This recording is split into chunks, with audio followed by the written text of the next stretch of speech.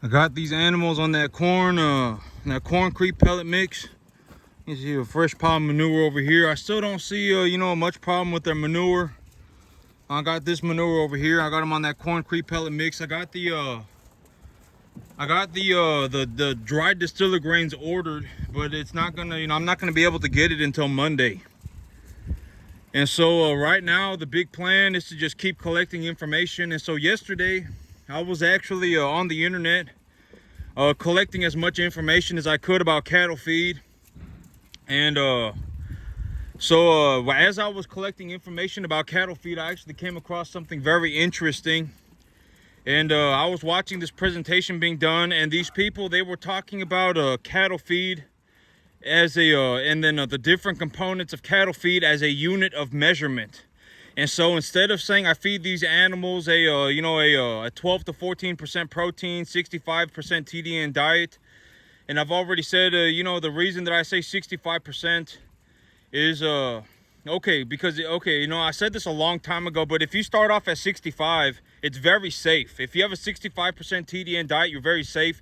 If you accidentally feed your animal 75% TDN, you can notice that usually your animals will start having the diarrhea. They'll usually start having acidosis, diarrhea problems.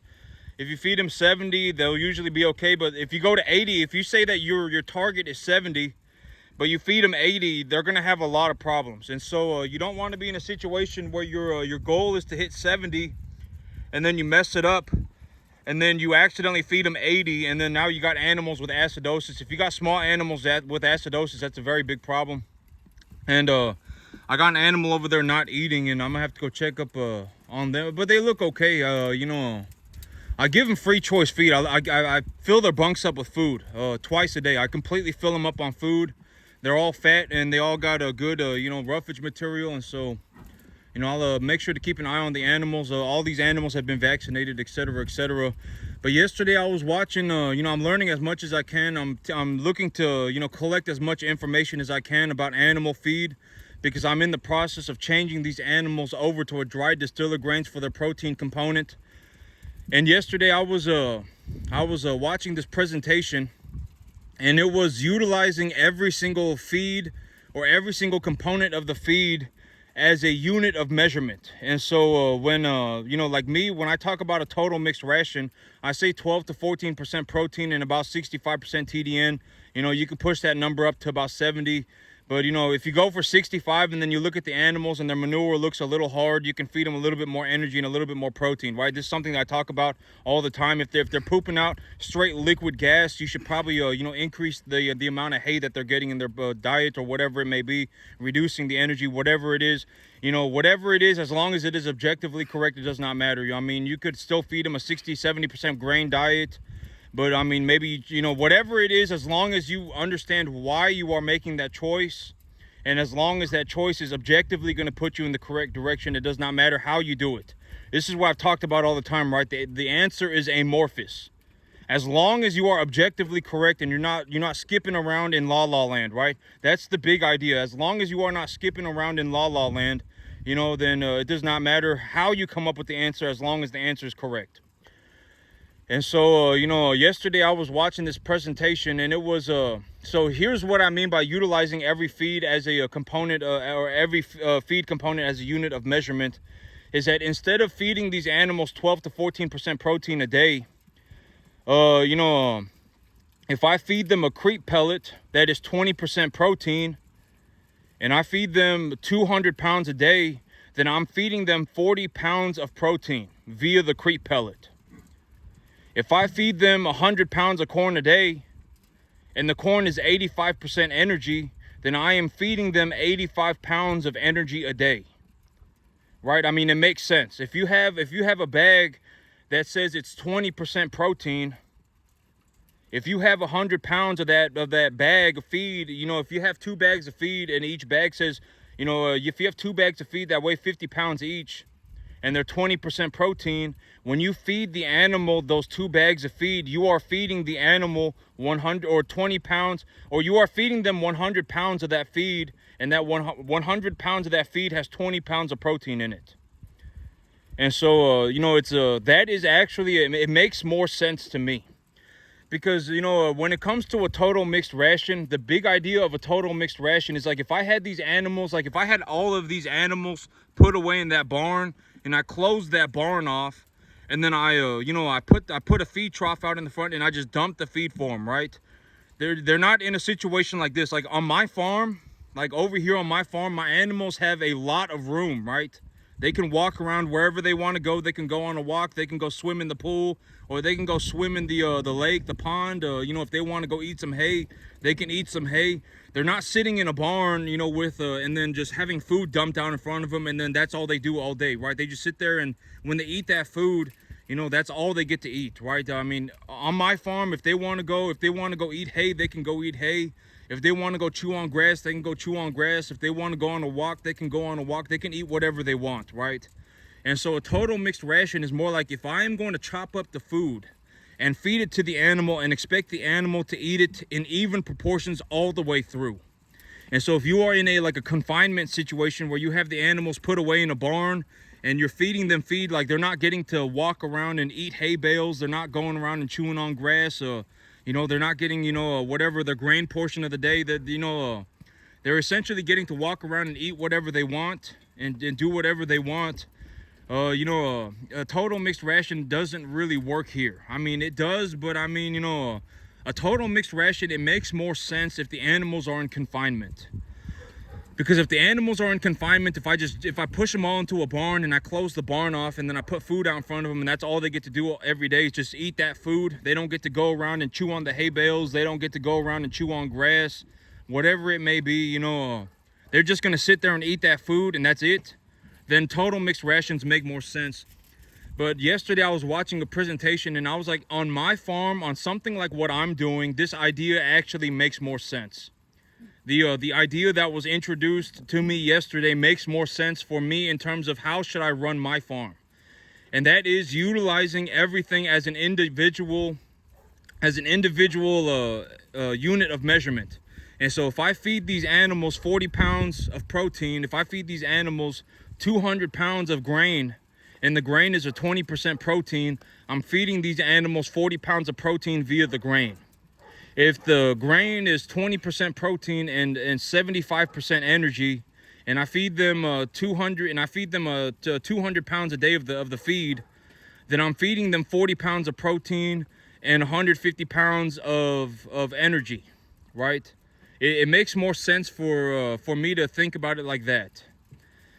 And, you know, I still have to go through this idea a little bit more. I'm going to look into this idea a little bit more in depth to make sure that I'm actually, you know, correct about this. And then, you know, I'm going to, you know, take a look at it. And, but, you know, I was watching this presentation yesterday and I was like, this makes a lot more sense to me. And so it's like, well, in terms of this idea of using every single portion of the animal's diet as an individual unit of measurement, I am no longer interested in feeding these animals you know, like 3.254% of their body weight a day. I'm no longer interested in that. You know, realistically, I need to keep an idea on that because it's like, you know, if I'm going to feed these animals, after a certain point, they won't eat anymore because they're so full, right? And I want to make sure that their nutritional requirements are met. And so realistically, it's like, you know, when I take a look at my animals, it's like, you know, if I give them, like corn is a very good example. If I use corn, you know, 100 pounds of corn or a unit of corn is about 80% energy, and about 8% protein. And so if it's 80% energy and 8% protein and I'm feeding 100 pounds a day, when I feed them that corn, I'm feeding 80 pounds of energy and 8 pounds of protein. And so if I take those numbers and then I also say I'm also feeding these animals, you know, I'm also feeding these animals a crete pellet that is 20% protein and 75% energy. If I feed, 200 pounds of this crete pellet, then I'm feeding these animals an additional 40 pounds of protein and an additional 150 pounds of energy.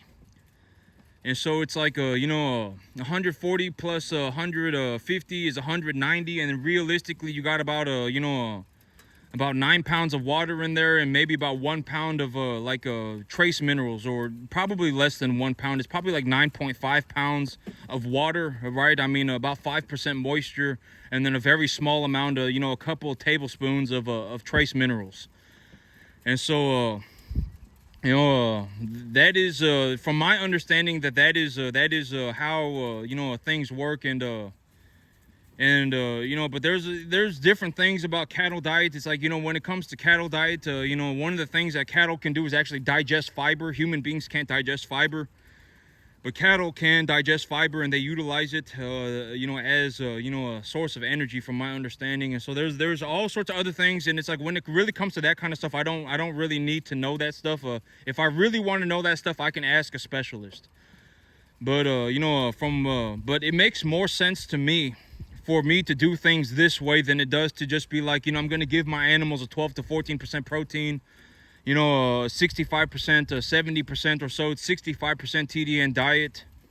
It makes more sense to me for me to do this idea, because if I had these animals on a total mixed ration and they were essentially just eating the ration and that was it, they were sitting in a barn, they weren't going anywhere, they weren't chewing on hay bales, they weren't walking around on grass, and they weren't doing all these things, it would make more sense for me to think about my farm as a in terms, and the feed as a total mixed ration. But right now it makes more sense for me to just utilize every single component of the animal's feed as an individual unit of measurement.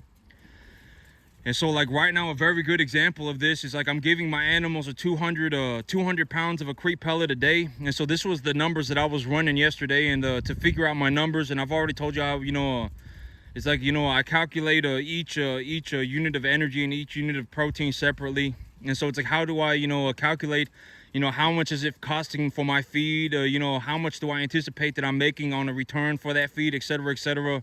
And it's like, when I take a look at these, I was doing this yesterday, but it's like, if I'm feeding 40 pounds of protein a day in grain, if I'm feeding 40 pounds of protein a day in grain, and I'm feeding a 20% protein pellet, and I want to switch that over to a 28% dry distiller grain, then how much dry distiller grains do I need to feed my animals so that they get the same amount of protein per day, the 40 pounds of protein a day? And so it's like, if I was feeding 200 pounds of a creep pellet, realistically I'm going to be feeding about 120 pounds of a dry distiller grains, because it's about 50% more energy. And so it's just under 50% more energy. It's like 40% more energy.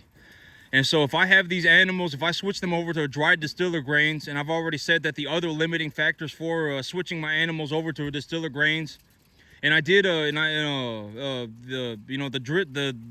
dry distiller grains that I'm getting right now are just regular old dry distiller grains without solubles. And so that's good, because I'm feeding these animals a majority of their diet in forage. And so the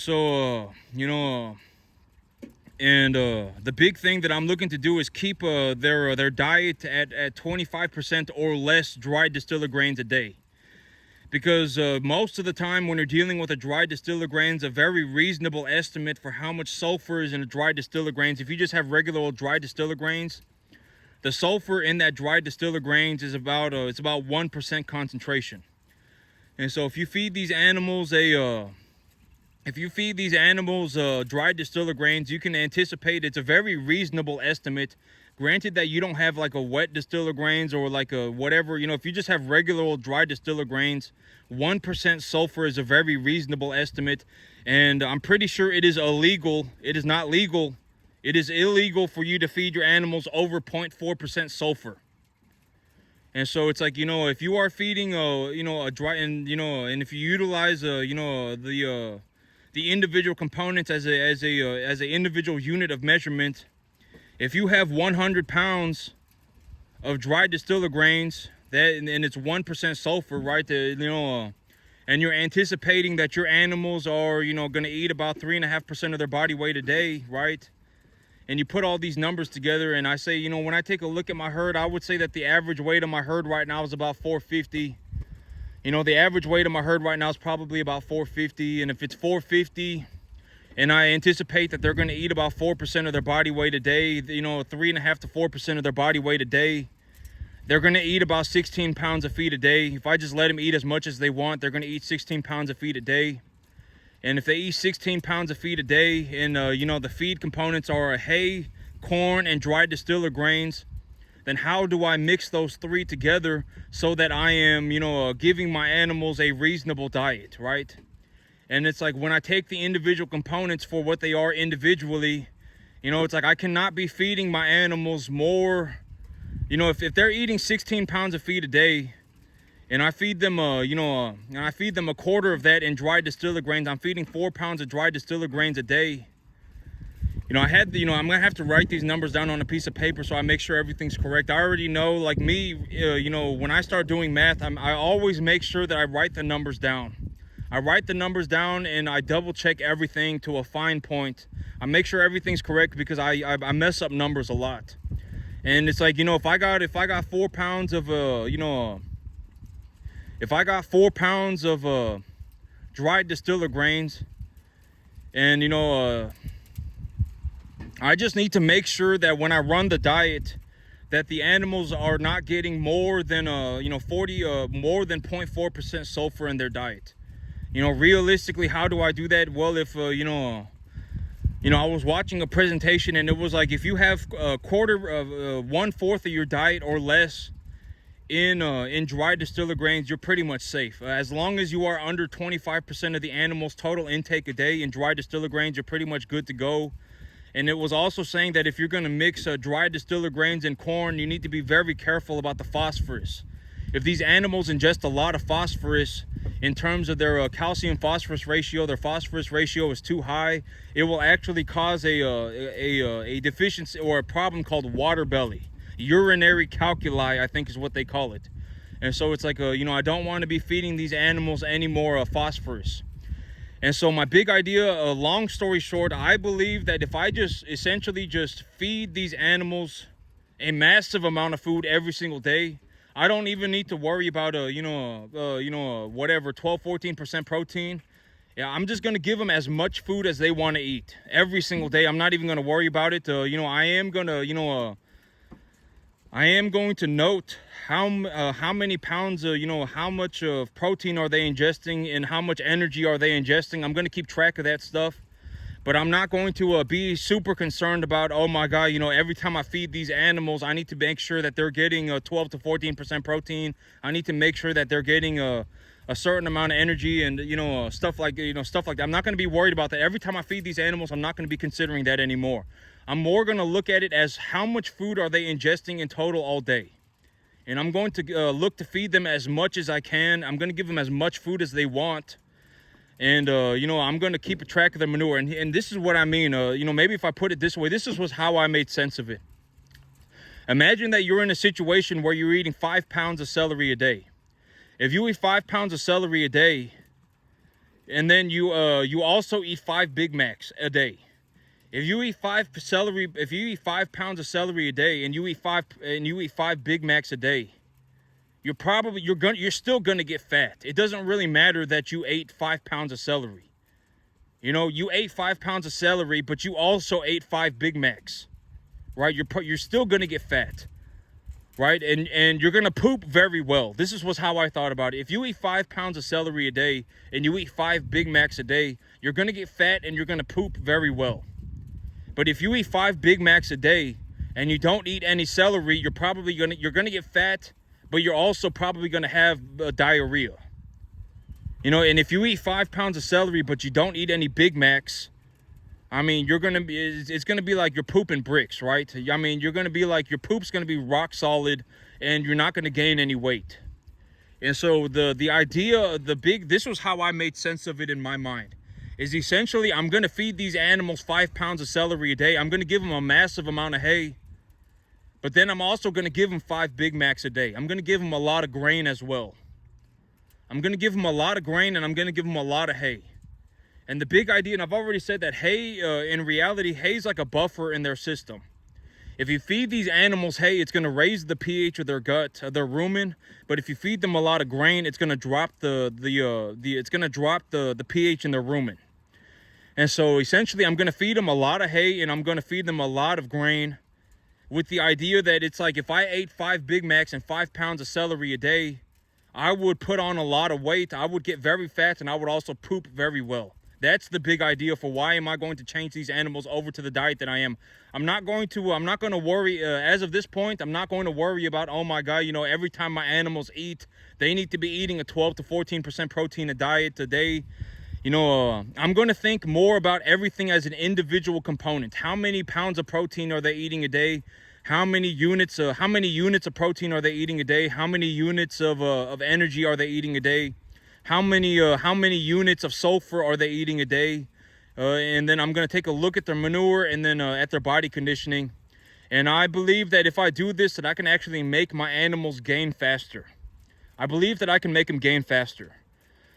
And so I'm gonna switch the idea system for how do I feed these animals, instead of sitting here going, oh, I need to feed these animals every time I put food together. I need to be feeding these animals 12 to 14% of their protein and 65% energy. Instead of doing that, I'm just gonna say, you know what, I'm just gonna feed these animals as much as they want to eat, with the idea that it's gonna be like I'm giving them 5 pounds of celery a day, but I'm also giving them 5 Big Macs. I'm just going to have them stuff their face all the time. I'm just going to give them a massive amount of hay and a massive amount of grain. And I believe that if I do that, it won't, I'm going to keep an eye on my animals. I'm going to make sure I keep an eye on them. If they start bloating, I'll change things up, right? If they start having health issues, I'll change things up. But the big idea is that I believe that I can get them to gain faster. And it's not going to be as efficient, but I don't really care. It's like, oh my God, it's costing me it's costing me 10% more. It's costing me 20% more. I don't care. The cost of feed, I don't really care. The cost of feed is very negligible. It's very negligible. And so, but that's the big idea. In terms of how am I going to, feed these animals? What am I going to give them to eat? That's it right there. The big idea is that I'm going to give them 5 pounds of celery a day, and I'm also going to give them 5 Big Macs. And if I do so, they're going to put on a lot of weight. Instead of being like, oh my God, every single meal needs to be a very well-rounded meal, I'm not even going to worry about that. I'm just going to have them stuff their face. I'm just going to give them as much food as they want to eat. And I believe that even if my feed efficiency goes down, if the amount of gain that I'm gaining per pound of feed goes down or whatever, I don't really care. I believe that I can get these animals to gain faster. And be healthy too. And so that's what I'm gonna do. And on Monday, I will be sending money over to escrow. And when I send money over to escrow, I'll be able to work on that new field. And as soon as that fence is done, and as soon as that well is drilled, I will take a lot of these animals. I will start taking these animals over to that field to fatten them up on grass. As soon as I get that grass squared away, I'll get these animals over there to fatten them up on grass. And and I'm doing real good for myself even right now. Yesterday it was like, oh yeah, I was gonna talk about this, but yesterday that animal did unfortunately die. That animal that I was talking about yesterday, he did unfortunately die. And here's the thing, it's like a lot of people, they don't understand, a lot of people do not understand the cattle business at all. And they don't understand what farming is, even to a 2% degree. A lot of people have no idea. And and it's like I've always described farming, farming is a hard skill, right? Either you can do it or you can't. And a very good analogy for like this is like basketball. And if, let's say you showed up on a basketball court and you saw LeBron James playing basketball, and you said, LeBron James, for whatever reason, I have convinced myself that I can play basketball as good as you can. For whatever reason, and it's like at the end of the day, you're a tard, you're a moron. You don't know what's going on. It's not cute. If you were 5 years old, if you're a 5-year-old, if you're very naive, if you're 5, and you walk up to LeBron James and you say, LeBron James, I want to play, I can play basketball too. LeBron James is going to think it's cute. But if you're a 25-year-old person, if you're a 25-year-old man, if you're a 30-year-old man and you walk up to LeBron James and you say, LeBron James, I can play basketball as good as you, it's not going to be cute, right? It's not cute at all. I mean, you're a moron, and you're coming off as a tard, right? I mean, it's not funny. I mean, it's not cute.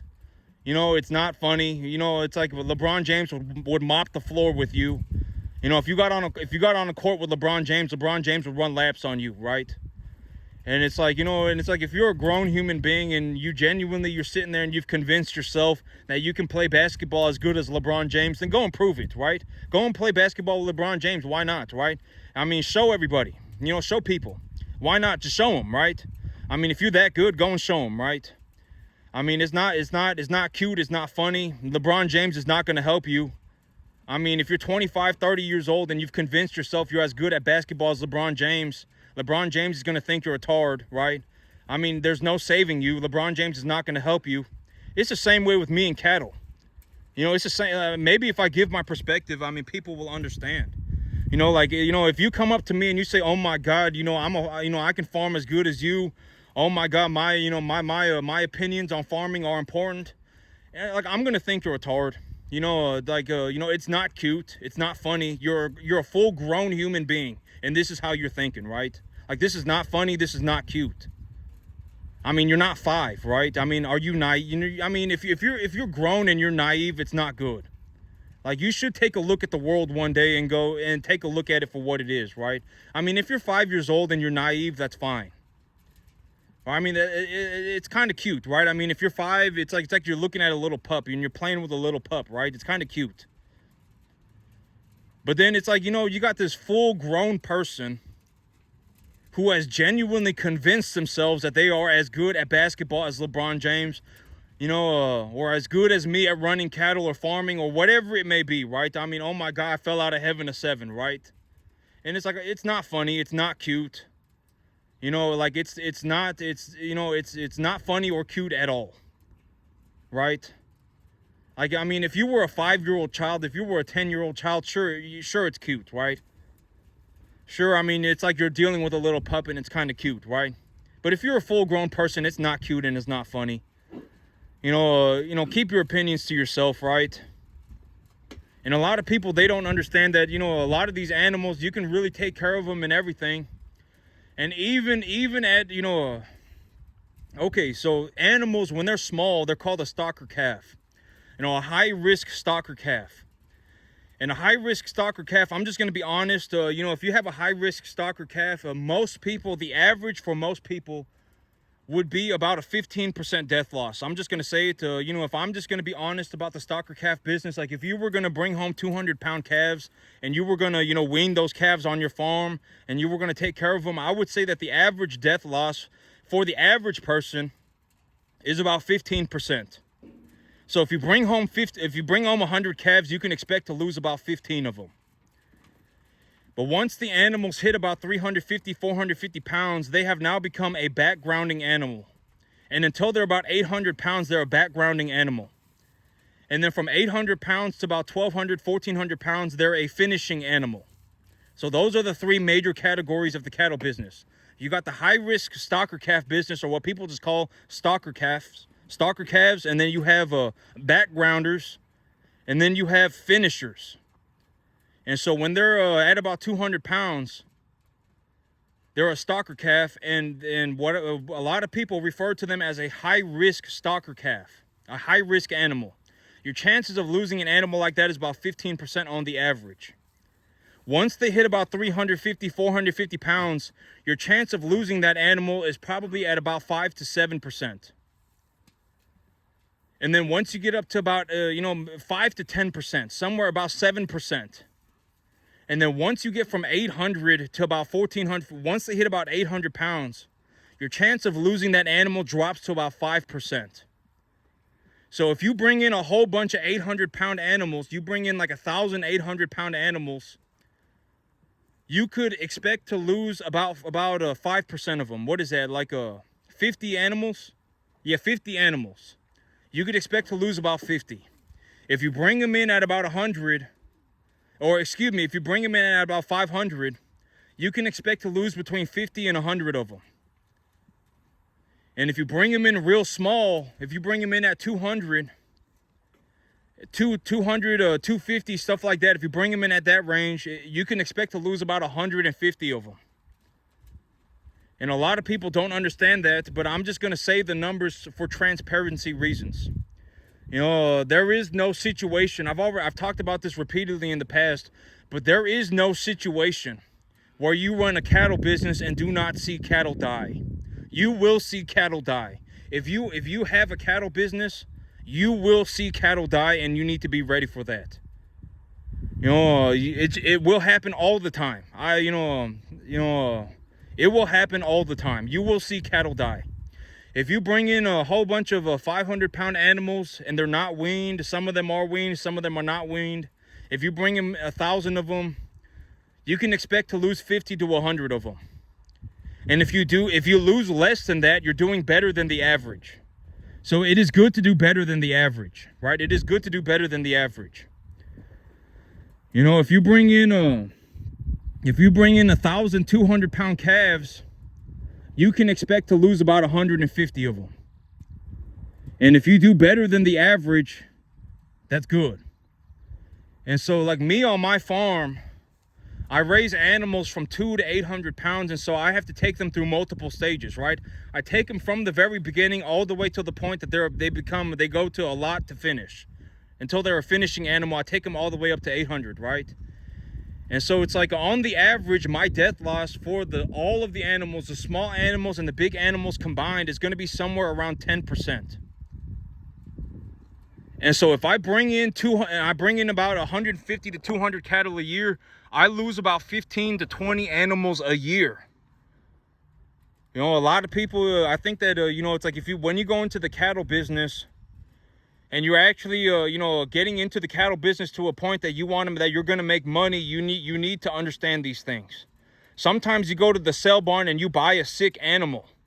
The animal's already sick, and when you bring it home, the animal gets another animal sick, and now you have two animals that are deathly sick, and those two animals get a third animal sick.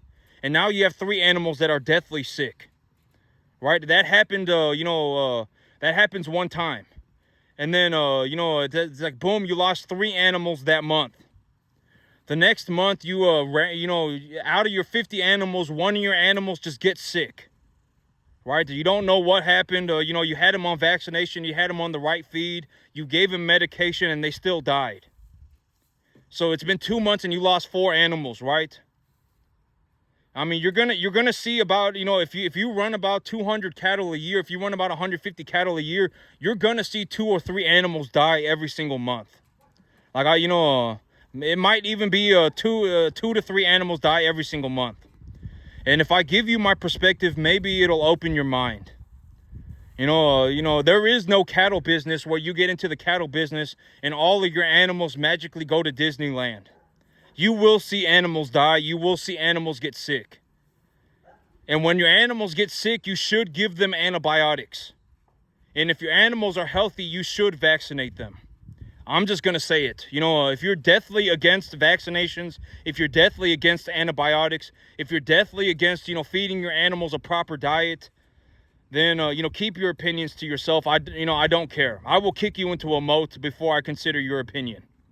I don't care what you think. I don't think you understand. And it's like, if you showed up on a basketball court and started telling LeBron James how he should throw a basketball, LeBron James is not going to care what you think. It's not cute. It's not funny, right? I mean, you're a full-grown person. You're not a 5-year-old child, right? You should not be so naive. And so, I'm just going to say it. I would highly suggest giving your animals antibiotics, developing an understanding of antibiotics, developing an understanding of cattle feed, developing an understanding of vaccinations, etc., developing an understanding that you are going to see animals die. And, if you run 200 cattle a year like I do, you're going to see almost 2 animals die. If I have less than 1 to 2 animals die a month, I'm doing good. If I'm raising them from a high-risk stock or calf all the way up to being a finishing animal, I would anticipate that if I run 200 animals a year, I'm going to lose about 2 a month. It just is what it is. That's the cattle business. And if you're not willing to accept that, then, you're either very naive or you're just a moron. You know, there is no Disneyland. You know, I don't think, you know, there is no Disneyland. It's like, you need to understand that the world is not Disneyland. You will see animals die. Oh, it happens all the, you know, it happens. Like once or twice a month it will happen. This animal died, that animal died, this animal died, that animal died. I brought home a sick animal, and that sick animal got 2 other animals sick, and the 3 of them died. I mean, you're going to see it happen. And so it's like, I would highly suggest that you learn about antibiotics, you learn about vaccinations, and you learn about cattle feed. You should be feeding your cattle most of the time. I mean, if you're growing grass for them, then that's fine too, right? You know, you should have your animals, you should have an understanding of medication so that if your animals get sick, you are able to properly give them care, right? I mean, you should understand these different things, and you should understand that the world is not Disneyland. There is no cattle business where animals do not die. There is no cattle business where animals do not die. Not a profitable one. You know, because if you want to become profitable, you're going to have to run a few hundred animals a year, at least. You know, I would say that if you really want to be profitable to a point, like right now, you know, I make about $60,000 a year, and I run about 150, 200 cattle a year. If you want to be profitable, you're going to need to get to the point where you are running a few hundred animals a year, at least. And if you are running a few hundred animals a year, you will see animals die. It just is what it is. And so, you know, it's like, you know, I always say bake the money into the pie, right? I always say bake the money into the pie. If somebody's making 60 grand and, you know, because at the end of the day, I've already said, you know, in terms of just, you know, the amount of equity that I'm generating, et cetera, you know, the amount of, you know, okay, this is what I'll say. You know, I was thinking about this too, and this is what I mean by money is not, you don't need a set amount of money to be rich. And me right now, I would say on the month-to-month basis, as of right now, just on this farm, I make about $10,500 a month. I make about $11,000 a month. That's how much money I bring home every single month. And at about $10,000, $11,000 a month of take-home pay, I can do whatever I want. To a large degree, to a reasonable degree. If I want to go and buy more land, I'll go and buy more land. If I want to do, you know, to a reasonable degree, I can do whatever I want. I'm not going to go and do a bunch of drugs, right? I'm not going to go and drink a bunch of alcohol. I'm not going to go and manufacture fentanyl, right? I'm not going to do these crazy things. I'm not going to do these things. I'm not going to call it crazy. I'm not going to do these unreasonable things, right? But when I make, you know, like right now, I would say, you know, this farm makes me about $6,000 a month. I would say, you know, about six. You know, if I lowball myself, it's $5,000. But I make about $6,000 a month, and on the average month, I bring home about $10,500. Sometimes I make about $7,000 on the cattle. Sometimes I make about $6,000. Sometimes, you know, if my grass is coming in real good, I'll even do more. And do I have $10 million in my bank account? No, I don't. Do I have $1 million in my bank account? No, I don't. Right? But I do have an equity portfolio that is valued at north of $1 million. And I produce a 10-11% return, 12% return on my capital, on my equity portfolio. You know, I essentially bring home about $10,500, $11,000 a month, and I use about $6,000. So every single month I have about $4,000 or $5,000 just left over. You know, every single month about $4,000 or $5,000 just left over. And right now, what I'm doing with the money is I'm just clearing off my debt.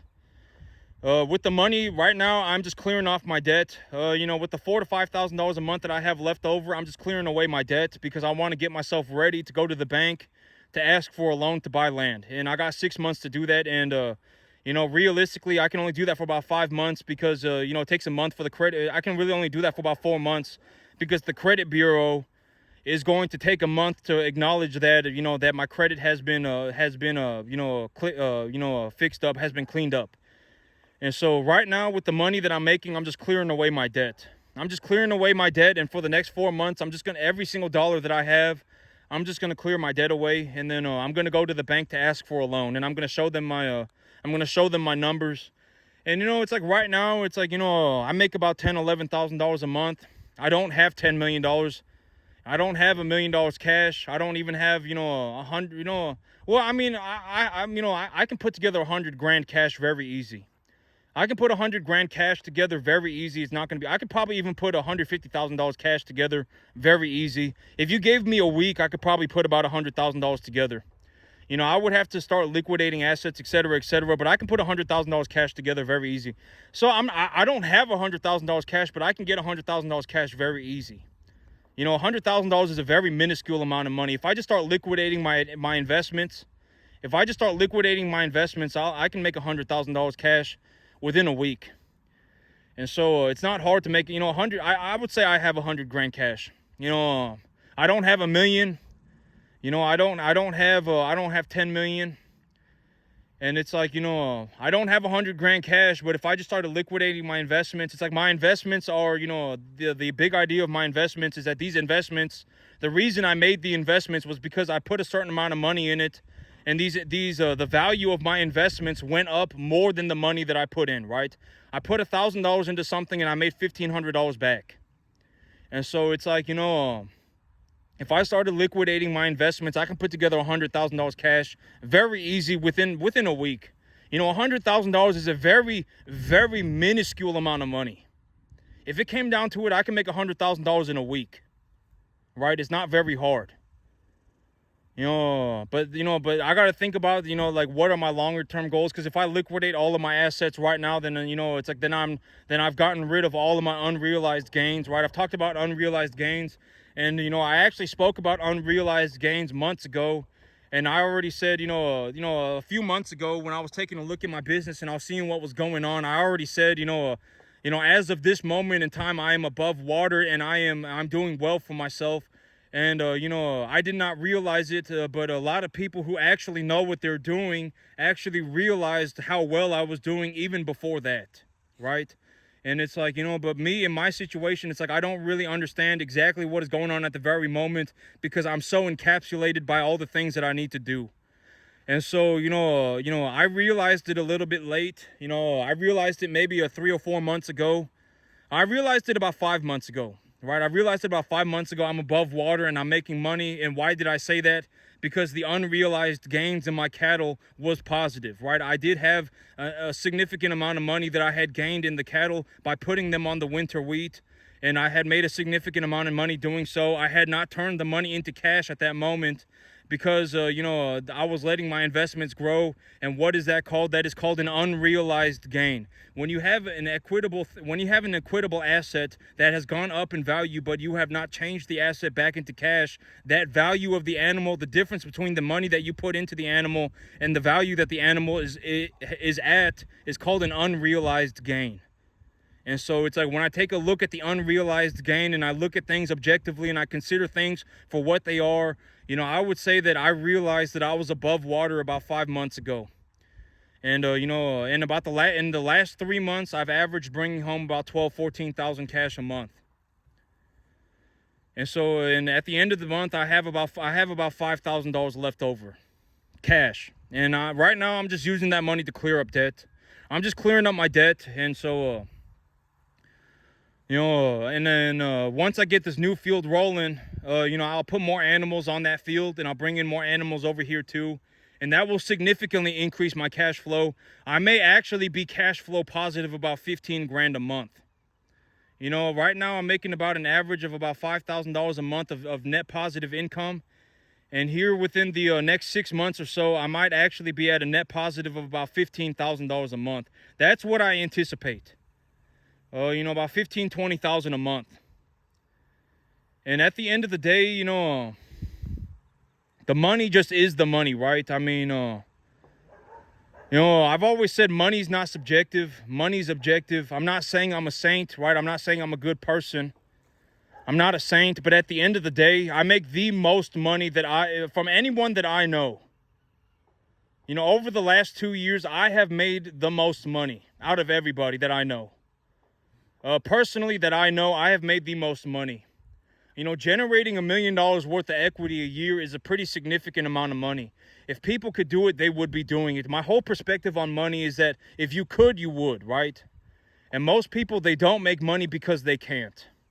There are a lot of people who will scrape across the bottom their entire lives. There are a lot of people who go negative every single year. It's like if you ask them, how much money did you generate? They're actually going negative, right? I went negative 50 grand, right? I went negative 25 grand. What did you do for the year? I went and I bought myself a new car, right? I went and bought myself a new car, didn't tie it to an LLC or anything, didn't write it off as a business expense. I just went and bought myself a new car, right? Well, then you went negative, right? Because like me, when I buy a vehicle, I talk about, oh, the vehicle needs to weigh over 6,000 pounds and I can write the vehicle off as an asset on my LLC and I get a tax deduction on it, right? And if I get a vehicle, technically, I can increase my cash flow, because it's like if I have an F-150 and that F-150 can carry 4 cattle at a time, 4 1,000-pound cattle at a time, but if I have an F-350, I can carry 20 cattle at a time, then technically I'm making more money, right? And so it's like, technically I can make equipment a positive return asset, but equipment is still on the bottom of my list in terms of what do I want to invest in. And it's like a lot of people, you got to understand that a lot of people go negative. A lot of people are not positive $1 million a year, right? A lot of people are not. And I'm not saying I'm a good person. I'm just giving my perspective. I'm the only person that I know who has generated over $1 million a year over the last 2 years. I'm the only person. I have not met a single person who has gotten even remotely close. I'm just going to give you my perspective. What do I think about? What do I do on a daily basis? What are the things that I think about? What do I do? Here it is. I'm the only person. At the end of the day, the money's not subjective. The money is objective. And if you woke up tomorrow, and it's not just cattle, if anybody woke up tomorrow and said, you know what, I can actually run 200 cattle. I can do it. I can grow the grass. I can go and find the real estate, and I can run 200 cattle, and I can put together $1 million worth of equity for the year too, and I can make a 12% return on it. I can make $250,000 free cash flow. I can net positive 20,000 a month, 12% return on this equity. If you could do it, you would be doing it. Don't judge me for it, right? Like, I don't care. I've already said I don't take judgment from man, right? I don't. I would kick people into a moat before I consider their opinion. And I make so much money in the cattle business that I can do whatever I want. Right? I mean, legitimately, I make so much money in the cattle business, I can do whatever I want. To a reasonable degree. If I want to run more cattle, if I want to speak my mind, if I want to buy more land, I'll do all of it. And so, and if you could, you would. So don't judge me for it. Don't look at me and go, oh my God, this guy's the problem. He's making too much money. He's the problem. Don't look at me and don't judge me. I don't care. I would kick you into a moat before I considered your opinion. At the end of the day, the money's not subjective. The money's objective. And objectively, I have made the most money out of anyone that I know. For the last 2 years, I have made the most money. $1 million worth of equity a year is a significant amount of money. And if you could, you would. I don't know a single person who has woken up today and said, you know what, over the last 2 years, I generated over $2 million worth of equity. I haven't seen a single person do it. Not yet. I'm the only person that I know. And the money's not subjective. And so when I give my perspective, I'm just looking to give my perspective. I'm just saying this is what I think about and this is what I do. And this is the last thing I'll talk about before I call it a day. But the idea of paying attention, right? And being focused. A lot of people have the attention span of a goldfish. And they have the focus of a goldfish. And, I've already spoken about the one person that I talked about who's, a lady that told me that she wanted to talk to me about business. And when I spoke to her about business, she started off talking about how she would start a business. And if she started a business, she would make a lot of money. She knows she would. That's how the conversation started, right? And this is what I mean by, a lot of people, it's like you don't understand that, your focus, the things that you pay attention to are like this as well. A lot of people are like this. And I spoke about this lady, and when we first started talking, she said if she started a business, she would make a lot of money. She had convinced herself, oh my God, if I started a business, I would make a lot of money. And then 30 seconds later, we were talking about if she won the lottery, how happy she would be. And if she won the lottery tomorrow, she would start a mental health institution. And then she would go from starting that, and then she started talking about the mental health institution. And then she started talking about, oh, well, I don't want to start my business and make a lot of money because I have health problems. And what's going to happen to my money when I die? But a lot of people are like this. You know, it's like if you actually sat there and wrote down what you are thinking about, you would realize that you have the attention span of a goldfish. The things that you are focused on are nonsensical. You're going all over the place. A lot of people are like this. And it's like when you focus on something, you need to be 100% all of your attention on the thing. You need to learn to pay attention, essentially. You need to learn to be focused. If we're going to talk about the cattle business, we need to talk about the cattle business. We can't go from talking about the cattle business to how you fell out of heaven a 7 to how your life is a mystical, magical journey, and then you're afraid of everything. If we're going to talk about the cattle business, you need to learn to be focused. You need to learn to pay attention on one thing. If you go zigzagging all over the place, you're not going to get anywhere ever. You could legitimately live to be 5,000 years old and you won't even get to the 10% mark. You need to learn to pay attention. You need to learn to be focused. If we're talking about the cattle business, we need to talk about the cattle business. And it's not just the cattle business. If you go into the bank and you're talking to the banker, you need to be talking about money. You don't need to be sitting there talking about how your corn is frying up or how your life is a la-la land adventure and how if you had a lot of money, you would go on a mystical, magical journey. You don't need to be talking about any. You need to be focused on talking about the money. I brought home an average of $10,500 a month. Here is the paperwork. My farm makes $7,000 a month. Here is the paperwork. I run 1 to 1.5 type medium, large frame animals, and this is how much I pay for them. Here's the paperwork. Right? You need to learn how to think in a direct, straightforward line. If you go zigzagging all over the place, if you have the attention span of a goldfish, you're not going to get anywhere ever. If you cannot focus on something, you're not going to get anywhere ever.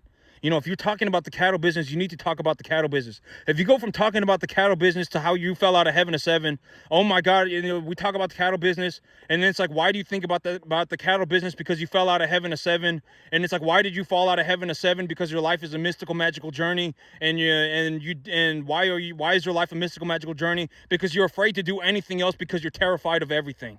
You have the backbone of your backbone is like a wet noodle. A lot of people don't have the balls to make $2 million. A lot of people just don't.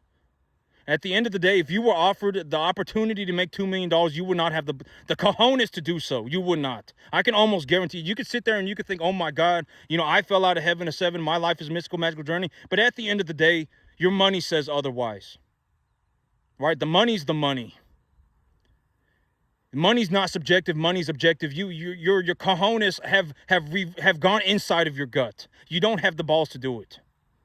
If you genuinely believe that you could become a cattle farmer, you would go out and do it. Let me go and open an option contract on a new piece of property. Let me go and talk to this person about leasing their property, whatever it may be. Let me go and make the cash flow, and when I make the cash flow, I'll take it to the bank and I'll leverage it for more income, right? Or I'll leverage it for a loan to buy the land. Right? It's like if you genuinely believe that you could do it, you would do it. But at the end of the day, you're terrified of everything. Oh my God, I'm scared. If I jump 1 centimeter higher, I'm terrified, right? You're scared of everything. A lot of people are scared of everything. If you take a good look at everybody, I mean, a lot of people are scared of everything. It's like they're scared of everything. Oh my God, I don't want to go and talk to the banker. They're scared of that. Oh my God, they're nervous. They're anxious. They're a nervous wreck. They're scared of everything. And it's like, oh my God, it's going to cost me $1,000 a month. I can't do it. Right? Like me, I don't care about the $1,000 a month. At the end of the day, if it costs me $1,000 a month to run 50 cattle, I'm not worried about the $1,000 a month. I'm worried about the 50 cattle. Right? I mean, your backbone is like a wet noodle. If you woke up tomorrow and tried to run 50 cattle yourself, you would fall apart. You would not figure it out. I mean, I can almost guarantee it. You would fall apart. And I would be willing to bet 10 to 1. I don't exactly know what's I don't know what's going on with people and what stops them from, but I don't want to know. At the end of the day, I don't want to know. Keep that stuff, it's moronic, right? And keep it to yourself. The last thing you want to do is start, sharing your ideas, and then your ideas start turning other people poor, right? So that's the last thing you want. I don't know what you go through, but I don't know what you go through, and I'm not going to sit here and think about it, because then it's like, oh, you know, this person is deathly terrified of nothing. You know, oh, they're lazy, they're borderline a bum, they don't want to put in any effort, they think their life is a mystical, magical journey. You think that the world is Disneyland, and then now here you are, right? I don't want to know, right? Oh my God, I was God's gift to the earth, I fell out of heaven to seven. I don't want to know, right? And at the end of the day, I'm just going to give my perspective. These are the things that I do on a daily basis. This is how I get through things. And, and realistically, this is what I see. But that's it for me today, YouTube. Y'all have a good one.